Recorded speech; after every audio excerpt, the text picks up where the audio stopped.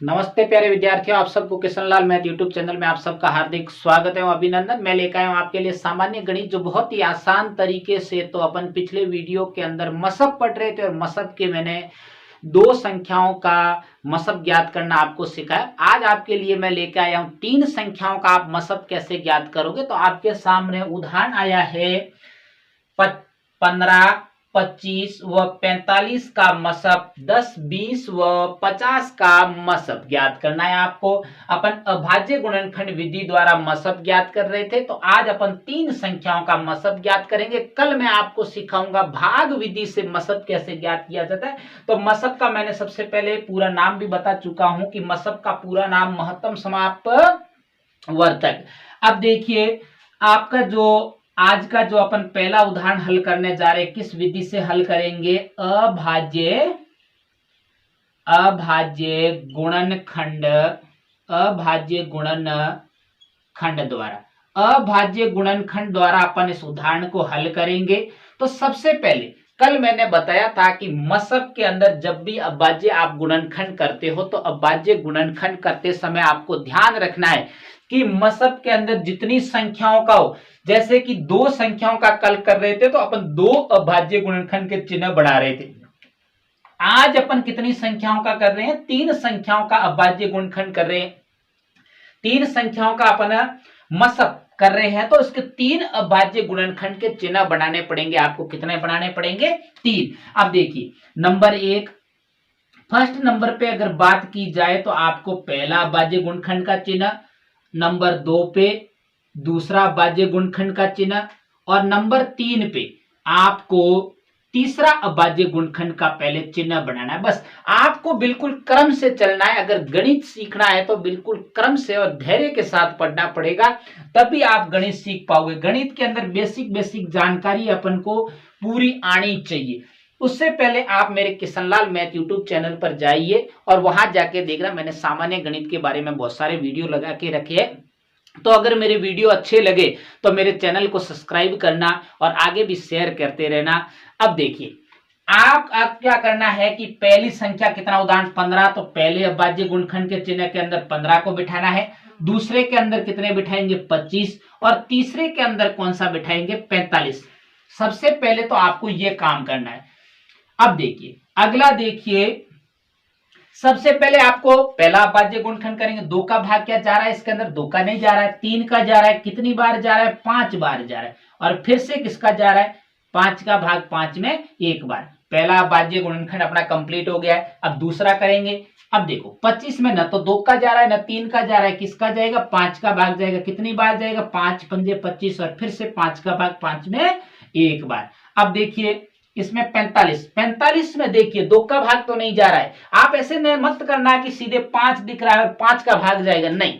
सबसे पहले आपको देखो 3 का ट्राई करना है। देखो 5 और 4 कितने होते हैं? 9, और 9 में 3 का भाग पूरा जाता है, इसीलिए 3 का भाग जाएगा। कितनी? 3 एकम 3 और 5 तिये 15, मतलब 15 बार भाग जाएगा। कितनी बार जाएगा? 15 बार। अब देखिए, फिर से 3 का भाग जा रहा है। कितनी बार जाएगा? 5 तिये 15, फिर 5 का भाग 5 में कितनी बार जाएगा? एक बार। ये तो हो गया आपके सामने अभाज्य गुणनखंड हो गए तीनों संख्याओं के अलग अलग। लेकिन अब आपको क्या करना है? मसब ज्ञात करना है। तो आपको क्या करना पड़ेगा? तीनों संख्याओं का लिखेंगे। सबसे पहले अपन बायां पक्ष लिखेंगे। क्या लिखेंगे? बायां पक्ष। पहले किसका लिख रहे हैं? 15 का लिख रहे हैं, तो आपको 15 का लिखना है पहले। अब देखो 15 के जो कौन सी है? 3, और अगला कौन सा? 3 गुना 5। और मैंने ये भी बताया था कि आपको एक मसब के अंदर साथ में लेना है, क्योंकि एक का देखो, इसी में भी एक का एक भाग जा रहा है, इसमें भी एक का भाग जा रहा है, और इसी में भी एक का भाग जा रहा है। अगला अपन किसका करेंगे? सेकेंड नंबर पे, 2 नंबर पे अपना आएगा 25। कितना आएगा? 25। तो 25 का अपन बायां पक्ष लिखेंगे। कौन सा लिखेंगे? बायां पक्ष।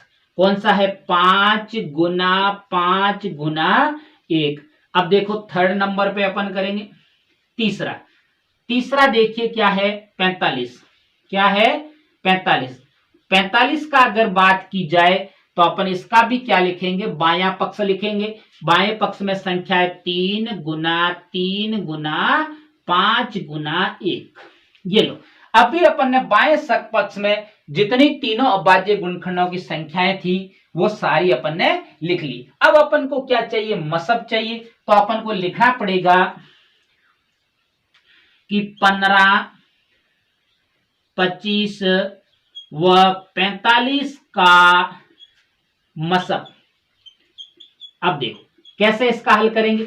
आपको मैंने पहले बताया था कि जो जो इसमें कॉमन संख्या आएगी वही। अब कल अपन दो संख्याओं के पढ़ रहे थे तो दोनों में कॉमन ले रहे थे, आज तीन संख्याओं का पढ़ रहे हैं तो तीनों में जो कॉमन आने वाली संख्या मतलब समान आने वाली संख्या, सबसे पहले तीन को देखिए। देखो तीन इसमें है, पहले में है और थर्ड में है, लेकिन आपके पास में सेकंड में दूसरा जो अभाज्य गुणनखंड किया था इसमें कोई तीन नहीं आ रहा है, तो आपके जो तीन कॉमन नहीं आएगा।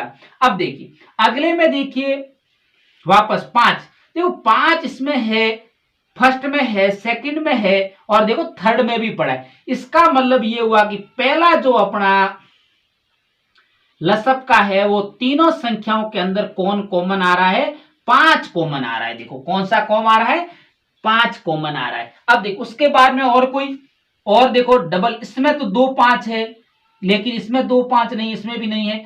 अब देखो एक और कॉमन आ रहा है, देखो तीनों में कॉमन आ रहा है। देखो तो आपको इसके गुणा में कितना लिखना है, 1। और अब देखो बराबर में कितना आएगा, 5 को 1 से गुणा करोगे तो 5। अब देखो अब आपके पास में देखो मसप आ चुका है, 15, 25 व 45 का जो मसक होगा वो कौन सा होगा, 5। अब वो 5 वह सबसे बड़ी से बड़ी संख्या है जो 15, 25 और 45 में पूर्णतः विभाजित है, क्योंकि इन संख्याओं के अंदर इस 5 का भाग पूरा पूरा जा रहा है। ये तो हो गया।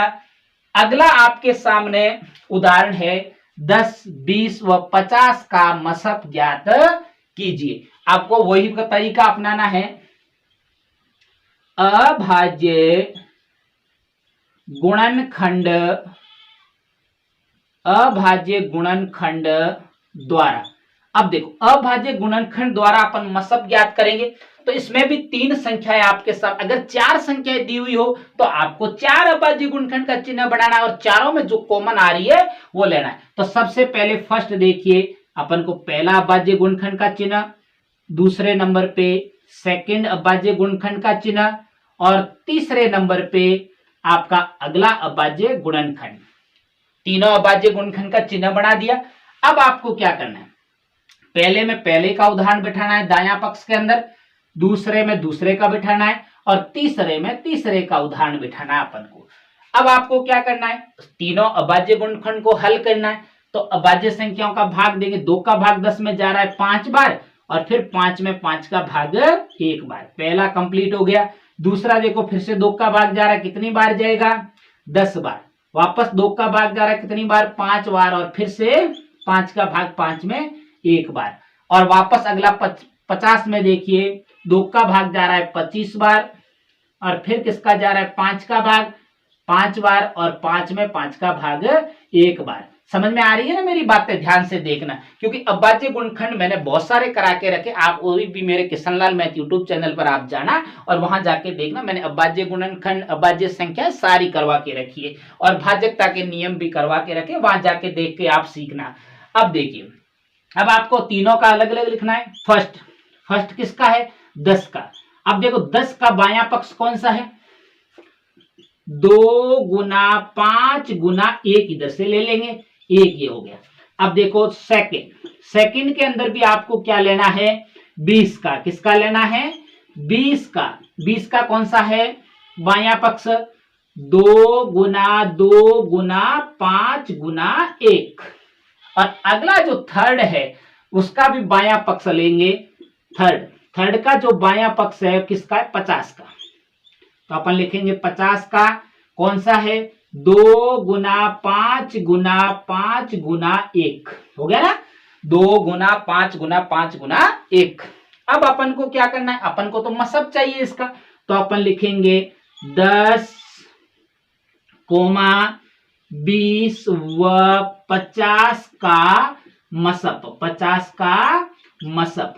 अब देखो मसब ज्ञात करने के लिए अपन को तीनों में कॉमन आने वाली संख्या को लेना है, क्योंकि 3 संख्या है। पहले में देखो 2 कॉमन आ रहा है, देखो आपके सामने तो आपको 2 लेना है, फिर गुना क्या 5, अगला 2 एक और देगी, 2 इसमें तो है सेकंड में, लेकिन फर्स्ट और थर्ड में 2 नहीं है, इसका मतलब अगला 2 तो आएगा नहीं। अगला 5, 5 देखो इसमें है, इसमें है और इसमें 5, आपको क्रम से चलना है, ऐसा नहीं कि इधर से इधर मिला दो और पीछे वाला कोई कॉमन आ रही है संख्या वो पीछे रह जाए तो गलत होता जाएगा आपका। अब आपको क्रम से लेके चलना है, पीछे कोई, इससे पीछे कोई कॉमन संख्या न छूट जाए। अब देखो अगला एक 5 आ रहा है तो आपको 5 लेना। अब देखिए इसमें एक 5 पड़ा है लेकिन इसमें 5 नहीं है अलग से, इसमें 5 अलग से नहीं। अगला कौन सा, एक तीनों में कॉमन आ रहा है, देखो कितना आ रहा है 1, तो 1 ले लिया अपन ने। अब इसका गुणा करना है, 5 दूने कितना होता है 10 होता है, और गुना में 1 करना है और बराबर में 10 का 1 से गुणा करोगे तो 10 आएगा। ये हो गया आपके 10, 20 व 50 का मसब कौन सा आएगा 10।